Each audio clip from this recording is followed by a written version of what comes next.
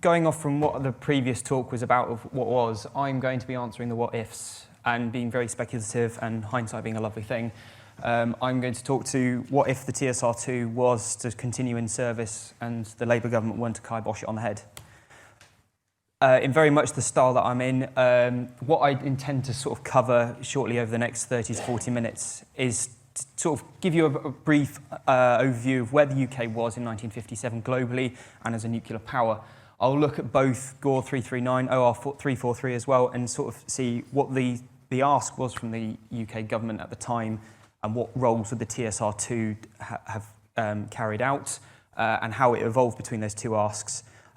Also, I'll look at how the TSR-2 influenced nuclear weapon development and policy slightly as well. And going on from there, when it was cancelled as well, what sort of role could the TSR-2 have carried out when it was cancelled in April 1965? And then from there, the sort of main bulk of my talk is sort of very much the speculative. If it had continued into service, what would have happened? What could it potentially look like going into the 70s and 80s? For example, sort of like a timeline of events, introduction into service, and also looking at sort of predicted RAF plans as well for when it came into service as well. And then finally, looking at how the RAF would have looked in 1965 as well with the TSR-2 in its ranks, and the legacy that the aircraft could have had, not necessarily on the RAF, but also on the UK and the wider aviation industry and Britain's foreign relations as well. So, firstly, the UK's global position in 1957, it's a global nuclear power. It's one of the P5 on the UN Security Council and a leading member of NATO in Europe as well, providing a nuclear deterrent. It is a technological leader with the first jet airliner in the Comet, but on the flip side of that, we do have an empire/Commonwealth on the decline. Britain's global position that it held between the wars and just post-1945 is very much shrinking, and the UK is still trying to grasp at what the sort of at the times it was when it had so much influence. And this is just to sort of demonstrate how the British Empire fell over the course of the 1960s, or over the course of the TSR-2 programme. All of those countries left the Commonwealth, and as you can see, the empire sort of collapsed quite rapidly. And very much the sort of the conception of the TSR-2 was to fill this sort of air policing and global influence that it would have, that the RAF and the UK armed forces would have throughout the world. Then quickly also going over sort of the threats that the UK faced at the time, most notably and obviously the nuclear strike from the USSR as well, where we had East versus West over the Iron Curtain going on as well, and also the threats of the USSR's very robust radar and SAM infrastructure spread throughout Eastern Europe as well, which was a formidable obstacle to overcome, and one that the TSR-2 aimed to overcome, as it were. There were also, as also echoed earlier with previous talks today, there was the threat from the US and European aviation industries as well to the UK's dominance, as it were. And that's not to sort of miss the sort of vulnerability of the UK's aviation industry as itself as well, where there was just too big and too much going on really, and it needed to be sort of the fat trimmed, as it were. Now, moving on to the General Operation Requirement 339. We have covered this already on what sort of the specifications and numbers that the government wanted of the TSR-2, but sort of what the government wanted the aircraft to achieve. What did they want it to do? Well, operating throughout the globe was its primary aim, really. It was to be that tactical strike package and delivering that tactical nuclear weapon into the Soviet Union when it decided it wanted to get a bit war-y, as it were. Additionally, it wanted to also minimise its reliance on a permanent operating base as well, with its requirements to operate from semi-prepared landing strips as well. Deliver also a tactical reconnaissance package in all weathers and all altitudes, a tall order in 1957 for the technology at the time. 343, very similar to what the government was asking in 339, but it ramped up the numbers in which it wanted to do. It wanted higher performance capabilities. It wanted a Mach 2 dash speed and a 1.7 to get into the target, as already mentioned before. And also And also the requirements of it to be very robust and from a servicing perspective as well, where it would have to be operated in the field, a box-in, box-out sort of policy, and the aircraft could be easily turned around at a retasking or at a moment's notice. And again, for an aircraft of the time and the technology and complexity being asked of it, it was going to be an absolute pig's ear to try and get itself around, as it were. And again, the intention of it to operate throughout the empire, be it shrinking all the time. Now, how did this affect the TSR? How did it affect the nuclear weapons development and policy of the UK? OR 1127, which was initially submitted alongside OR 3, GOR 339, would go on to become the Redbeard, a 2,000-pound nuclear bomb that that the TSR-2 was meant to carry.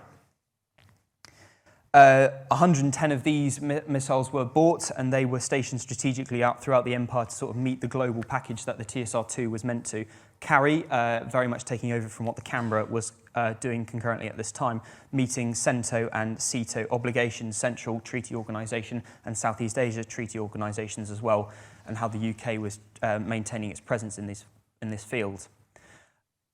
Subsequently, on the back of that, the Skybolt programme, which the UK wanted to get on top of, which would have seen it become the strategic nuclear package for the UK, there was a paper released sort of to look into the feasibility of TSR-2 even trying to carry the Skybolt missile. As you can see pictured on the right there, it's quite a big beast. Even on a Vulcan, it takes up quite a bit of space, and on a TSR-2, it would just about fit, but it would have wouldn't have been able to. It would have covered the downwards-looking radar, so you couldn't fly with it properly at low level with that. So once that Skybolt program was cancelled in December 1962, the Nassau agreement signed between the UK and the USA in 1962, I believe. I can't remember off the top of my head, but that saw that the Royal Navy take on the nuclear strategic capability in the form of Polaris as well. So because of the cancellation of the Skybolt programme and Redbeard becoming a fairly obsolete, the UK government wanted a bit more of a versatile 2,000-pound weapon. So they released OR 1177, which would, as stated before, become the WE 177 tactical nuclear weapon, as pictured down here below. It would be a variable-sized nuclear yield weapon, going up to 450 kiloton in yield, enough to ruin most people's day, especially in the Soviet Union. But this was intended at the time that it would go into the TSR-2's package, as it were, in much the same way that Redbeard would have gone along with it as well. But as we've seen with, seen without history, it has gone on into service and being used on Tornado and Jaguar, just to name a few aircraft in which it was used or deployed with. 1965. This is when the TSR-2 is cancelled. At this point, the aircraft is very much in its sort of teething out all of the major issues that it has tried to overcome. It's very much it will take on, or aiming to take on the tactical strike role for the RAF, but even then you could you could even argue that it would be the long-term successor to the V-Force, thus taking on the strategic mantle as well, to a certain extent in hand with the Navy as well, with the submarine force, as well as the tactical capability. And in addition to that, it would take on the Canberra's tactical reconnaissance as well. Initial RAF studies also showed that they wanted to station the TSR-2 out permanently throughout the Commonwealth, with RAF Akrotiri in Cyprus, Germany, and Tengar as well in Singapore. It's very much, this demonstrates the UK's ability wanting to hold on to or grasp onto that sort of vision that it's still a superpower, but really and realistically it was very much a great power at the time at best. And then also just to demonstrate its sort of usefulness within the sort of European spheres, because that's very much where the TSR-2, if it had come into service, I would have predicted personally that the UK government would have focused more centrically on a European sphere. So this sort of demonstrates the 1,000 nautical mile radius from RAF Marham, where it could have striked really. And if you see it personally stationed in West Germany and also Cyprus, it could cover pretty much the entirety of Europe and strike anywhere, even going up to close, almost just to Moscow as well. So it just shows the sort of versatility that the aircraft could have provided in RAF service. Now, moving on to sort of the more speculative area of my talk now, and the main bulk of it as well, is what would the TSR-2 have looked like if it had come onto service? I know 1968 probably would be a bit optimistic, really, if at the position it was in 1965, but this is purely me sort of stringing some figures really together. I'm personally I do fantasize the TSR-2 quite a bit, and as if what ifs, as it were. So it would have come into service in 1968 in my predictions here. It would have taken on the tactical role of that the Hunters would have had in Germany as well, and it would have also taken on the reconnaissance role as well from the Canberra eventually. Primarily, the priority was for the TSR-2 to take on the strike role from the Canberra, with the first squadrons being bringing into service, being stood up first for strike role, and the reconnaissance role bringing up when the TSR-2 was being a more established program. Now, just to sort of bring some clarifications, I have made a few assumptions here for the timeline you see here. So I do assume that the Royal Navy has got the deterrent. The Royal Navy does have its carriers as well. But also all of the preceding fighter or strike programs that the RAF have going on at the time that were cancelled have been cancelled. For example, the supersonic Harrier variants, etc. And also the TSR-2 would carry out the roles very much intended for it, and it wouldn't sort of adapt and take on new roles like aircraft are today, expected to do so. So between 1968 and 1972, you would see the retirement of the Hunter aircraft from RAF Germany and the sort of gradual phasing out of the V-Force aircraft, or the sort of repurposing of them into tanker roles, like the Victor. As well, so by 1972, you would have seen the sort of the full transition of the TSR-2 taking on that strike package from the V-Force and the Canberra, 4 fleets coming down into one. In 1972, you probably would have seen the introduction of a close air support aircraft coming in to sort of take over the sort of army army supporting role for the army in RAF Germany. Personally, that could have been either a sort of a Harrier version or a multi-role fighter. I mean, very optimistically for the early 70s, I know, but the Harrier probably would have been the more suitable and more affordable option in the UK's eyes, and the government's eyes at the moment, because of the interoperability between the Navy carrier and also the tactical element of Stouffville as well for a Harrier force. By 1975, you probably would have seen the retirement of all Canberra aircraft. I know in hindsight they did go on to 2006 for an aircraft of such versatility. But by then, by 1975, you would have had the gap of the Lightning, English Electric Lightning, being quite old and need replacing. So the UK government at that time would have recognised the need for a replacement for its fighter in the form of probably a multi-role, sort of such as an F-16 or an F-15, for example. Going on from there, you would have needed, the government would have probably had to have gone for a more collaborative approach for a new fighter aircraft, especially when you're sort of talking in the multi-role domain, as it were. So as you can see, I've sort of, in this program, in this presentation, I've called it the European Fighter Program, sort of essentially a Tornado Typhoon-esque-ish project, as it were, and that we've sort of seen introduction between 82 to the mid-80s is sort of a guesstimation, as it were. This would have seen it sort of modelled it more of a Typhoon, sort of a general all-round fighter that can take on the close air support role, the tactical strike role from the TSR-2 maybe eventually as well, and also some kind of limited reconnaissance as well.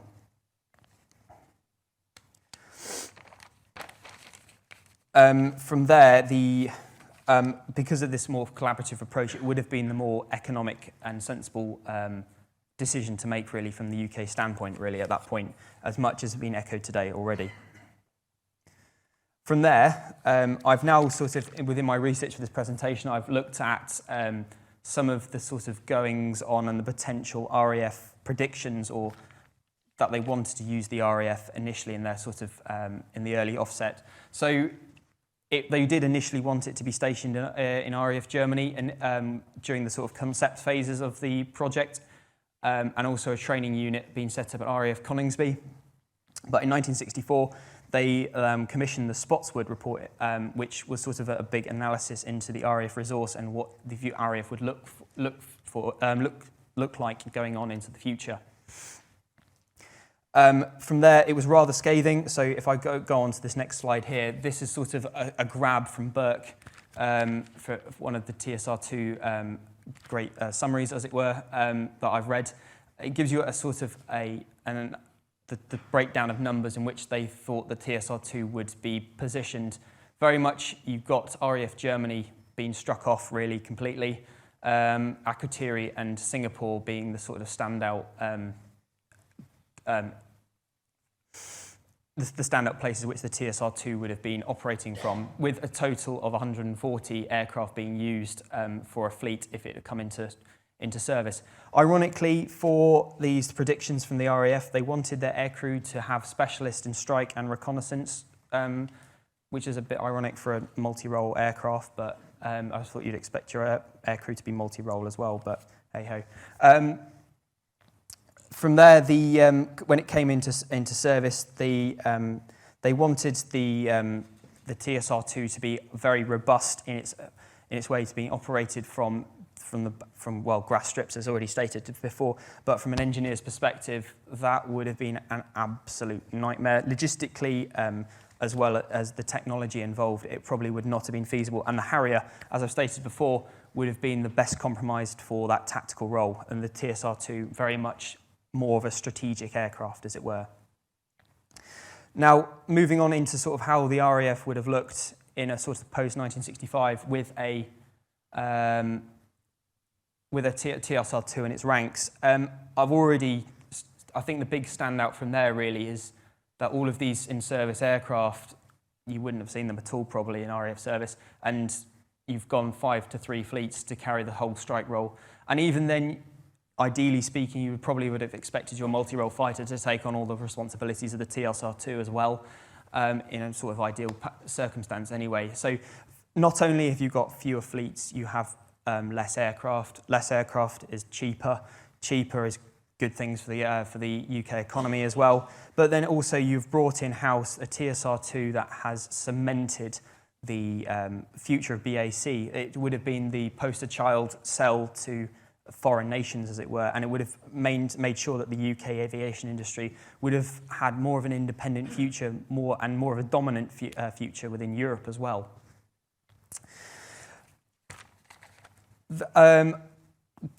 From there, with the UK having more of a leading role in the aviation industry, it would have had more of a dominant effect potentially in projects such as Concorde, for example, and also in the European fighter programme, where very much in programmes coming subsequently, the UK has very much, in some cases, paid second fiddle almost in much as the sort of manufacturing, but also the specifications as well that have been drawn up for these subsequent aircraft like Tornado and Typhoon. Moving on from there, you would have seen the TSR-2 would have been the replacement for all of the V-Force and the Canberra, as stated before. It's when you've got so many fleets being smashed down into one fleet in terms of capability and roles, it just shows you sort of the amount of immense potential behind this aircraft and why its cancellation it produced 5 fleets to take it on really, and again, the expectations behind the aircraft as well. And then also, sort of, I touched on it already, is the TSR-2's long-term effects for the UK. As I've already said, with the fewer fleets, you've had lower running costs, ideally speaking, of course, but I'm no economist. You would have had, with fewer aircraft, lower operability. By that I mean it would have had less influence throughout the world. You wouldn't have had the mass and amounts of aircraft that the RAF had in the 1980s and 90s. You probably would have seen numbers very similar to what we have today, where you're talking about 100 aircraft in a fleet rather than 200 or 300, as it were, across a strike aircraft fleet. There would have been also the strategic move from the UK to move to a more European-centric theatres and concentrate furthermore on sort of NATO led exercises and the sort of defence of the nuclear deterrent within European spheres. And also this, as stated before as well, it would have been a boost for the UK aviation industry, not only just sort of it could boost the economy, but keeping jobs in line as well, and very much what they intend to try to do today with a Brexit job with Tempest. It would have been a fairly good Brexit project, as it were. Also, the lessons learned from the mergers between Vickers and English Electric. I know this is very speculative in here, but you could say that the merger between these two companies is fairly similar. You can draw a lot of parallels between the merger of, say, formation of a company like Airbus, where you've got lots of different companies coming together from long distances to try and smash together to make a project to work, as it were. So the lessons learned from the TSR-2 program, if it had continued, they would have ironed out these issues, and very much the British could have been a leading light into sort of producing an Airbus company, or the roots or foundations for an Airbus company, as it were. And now finally, not just the influence, the legacy that the TSR-2 had on Britain, but also potentially the world. Not only do you have an independent, or potentially independent UK aviation industry, in much the similar way in which the French have pioneered and separated or protected their aviation industry as well. You would have probably not have seen the combined European projects such as the Tornado and Jaguar projects as well, only seeing a European fighter program being procured under this sort of hypothetical scenario. A successful TSR-2 program would have also could have potentially seen the Concorde program being sped up. I mean speculatively, because with the engine frailties that the TSR-2 suffered from, unfortunately, Concorde could have come into service potentially quicker and maybe potentially cheaper with those engine issues being sorted out. I think maybe biggest though, with the TSR-2 being a successful aircraft from a British standpoint, it would have very much put a couple of fingers across the pond at the US, really, and to say that British means business. British is here to sort of be a standpoint for the UK aviation industry, and the US's share of sales would have taken a significant hit if the TSR-2 had been a success, really. I know at a huge cost per unit, though.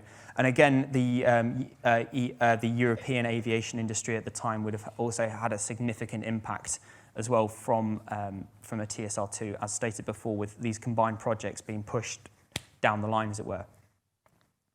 The TSR-2, as I've already stated before, it would have had a profound impact on how the RAF strike element of it would have looked as well, with having fewer fleets, fewer aircraft, but ultimately an aircraft that could have done a lot more for the unit per unit, as it were. And if we had seen that aircraft continued, future generations of the TSR-2 would probably be in service into the 2010s, much similar to how the Tornado's progressiveness as well has. The Tornado's legacy has in RAF service went as well. Yes, the TSR-2, what would have been? Again, I know it's very, very speculative in what I've been talking to you about, but I think it's good to dream in some ways. Thank you very much.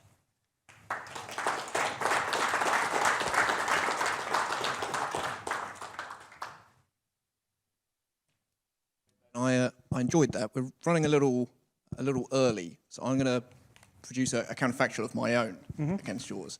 And that's the TSR is procured at an enormous cost, and there is no money for any more aircraft. And the rest of the British defence aviation story from that point on is one of dependency on America. And we mentioned Harrier, of course. That's a project which the Americans become involved in, develop it further. Potentially, they now see a threat from the British aviation industry, which you identify, and they decide to kill Harrier by making sure they outcompete against it. They also undercut any sales of TSR-2, so there are no exports, and it's continually, every single time a British project is put forward, there isn't the money to complete it. That's the story which is actually within TSR-2 itself. I think the idea is a lovely one, that if TSR-2 had launched, all these things could have come through perfectly. But I think actually when you look at it, the danger is that there isn't any opportunity to develop anything further. I think that's the real lesson for me from TSR-2, is that the sheer cost and unit price of it would have precluded any further development of meaningful platforms in the short or medium term, and the mechanisms to develop real platforms like Eurofighter wouldn't have been there. And so I also think when you look at the cost for the fleet, the TSR-2 would have been enormously expensive. No, I'd agree. So, I mean, I think that's the counterfactual I want to put against you. Do you feel that, really looking at it with a more cynical bend, actually if TSR-2 had entered into service, it would have been the death knell of the entire aviation industry in Britain, including, you mentioned an Airbus opportunity. I think actually the real threat there is that the civil aviation sector is also undercut. I think, for me, TSR-2 is a really dangerous moment, and Labour absolutely got it right. The Conservatives should have killed it much sooner. And I know there'll be people in here who are mortified by that suggestion, but that's what I would suggest. And I know that the TSR-2 it's a wonderful aircraft. It looks at it, it's a fantastic looking aircraft, and so there's a lot of romance around it. And I absolutely understand where you're coming from, but I think I really want to push back with this extra time and say, do you feel you can defend, when you're challenged, do you feel you can defend that picture of a forward-looking British aviation industry, given the threats that would then have come in against it?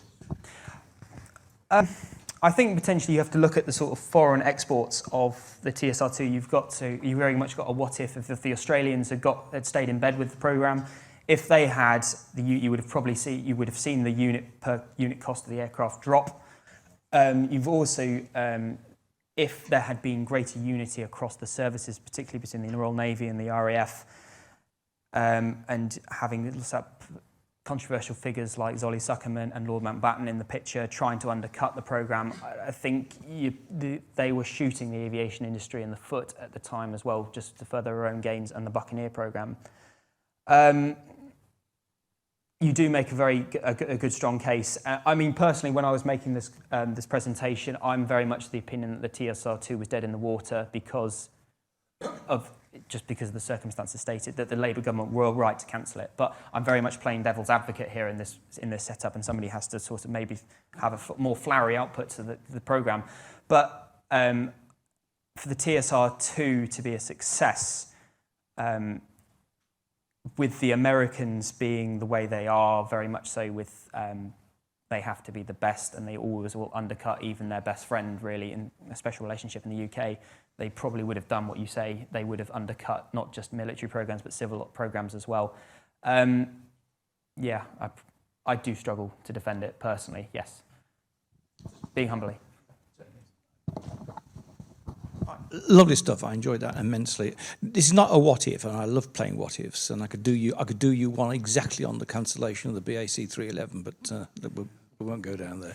It's the what was, and I think you're a little unkind about the resulting effects of the tornado typhoon linkage. Yes, we lost a certain amount of capability through collaboration. And certainly the economies of collaboration proved to be a little less attractive in practice than they were in theory. But one thing I think the tornado typhoon linkage ensured was that Wharton as a world-class design centre stayed intact. And I think that was the only time I really felt, a little, that's going a bit too far. The Germans certainly got technology, they got production, but they never really got the know-how. And in fact, I think that BAE Systems can now lead the Tempest, for better or for ill, I will say that immediately, and that Manching could not lead anything out of a major program, and I will be so dependent on Dassault to produce equivalent, is I think an indication that the Wharton ethos that was beginning to come together in 1963-64 was an asset that was well protected in the long term. Mm-hmm. Thank you. Okay. Yeah, well, I think we'll give Sam the opportunity. I think the tornado is going to rear its head here. I want to start by saying I also love historical what ifs, so I didn't mean to undercut you in my in my presentation. Yeah, I agree with Keith. I think it's an interesting what if that you've constructed, But I really don't think the grounds for the Eurofighter Typhoon program, especially not earlier, because you put the figure of 82 rather than 83 for this, was it the start of it or the introduction of introduction? Yeah, so I don't think there are grounds for a collaborative program. How does Tornado not exist? I mean, the kind of political negotiations at the high level between states around Tornado are so fractious and so wobbly and so precarious. And at the same time, you have American vendors and French vendors really nipping at the heels of European countries, especially Italy and Germany. I think if the Tornado doesn't exist, and if Britain swans off with its own aircraft, with its own white elephant, I don't think the Typhoon program exists. I think they go a completely different direction. But other than that, very interesting.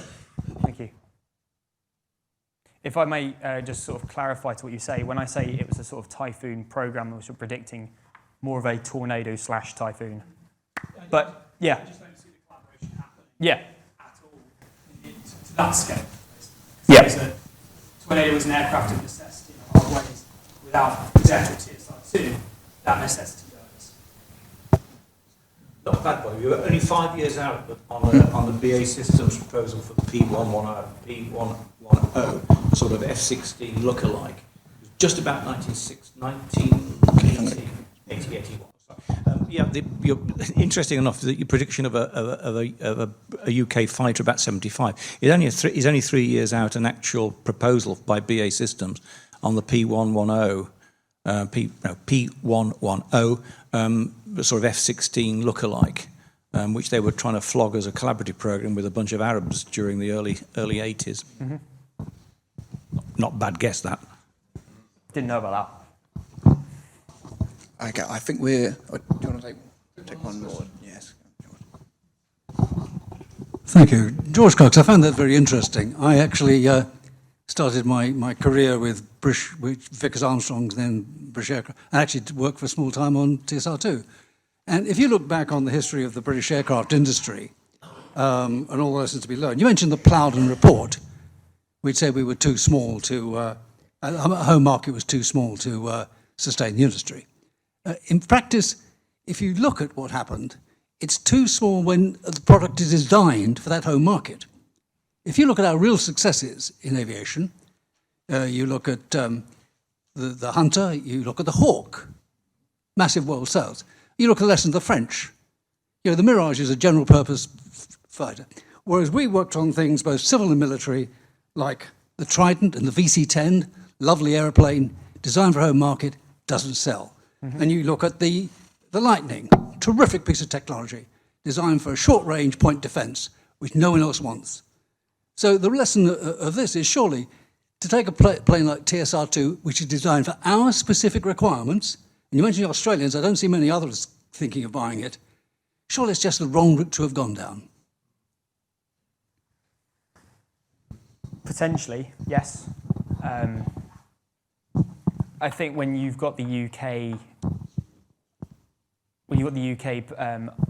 developing an aircraft for its own specifications that you say, and very much when you don't have that collaborative input where other nations say we want it to do X, Y, and Z, very much like Tempest is going down the road now, really, you are going to set yourself up to fail completely, really, with the UK, or trying to really.